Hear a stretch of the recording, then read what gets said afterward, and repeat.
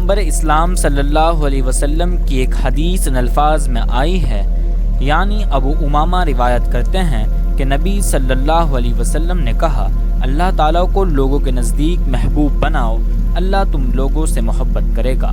ایک اور روایت میں یہ اضافہ ہے، لوگوں کو اللہ کے نزدیک محبوب بناؤ، اللہ تم سے محبت کرے گا۔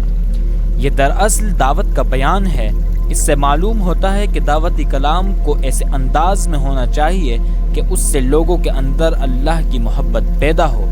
دعوت کا پرمحبت اسلوب بلا شبہ سب سے زیادہ اعلیٰ اسلوب ہے۔ انسان کو پیدا ہونے کے بعد ہر لمحہ خدا کی نعمت کا تجربہ ہوتا ہے، یہاں تک کہ وہ دریافت کرتا ہے کہ پوری کائنات اس کے لیے کسٹم میڈ بنائی گئی ہے۔ جب انسان اس حقیقت کو دریافت کرے گا تو وہ فطری طور پر اس کائنات کے خالق سے محبت کرے گا۔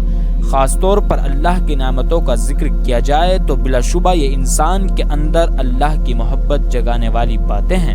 لوگوں کو قرآن کی یہ آیت سنائی جائے، قُلْ يَا عِبَادِيَ الَّذِينَ أَسْرَفُوا عَلَىٰ أَنفُسِهِمْ لَا تَقْنَطُوا مِن رَحْمَةِ اللَّهِ إِنَّ اللَّهَ يَغْفِرُ الذُّنُوبَ جَمِيعًا إِنَّهُ هُوَ الْغَفُورُ الرَّحِيمُ۔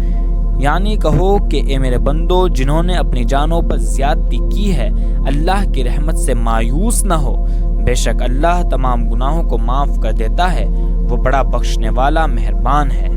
اس سے لوگوں کے اندر اللہ کی بے پناہ محبت پیدا ہوگی، اس سے لوگوں کے اندر وہ اسپرٹ جاگے گی جس کو پیغمبر اسلام صلی اللہ علیہ وسلم نے ان الفاظ میں بیان کیا ہے، یعنی مجھے پسند نہیں ہے کہ اس آیت کے بدلے میرے پاس دنیا اور دنیا کی ساری چیزیں موجود ہوں۔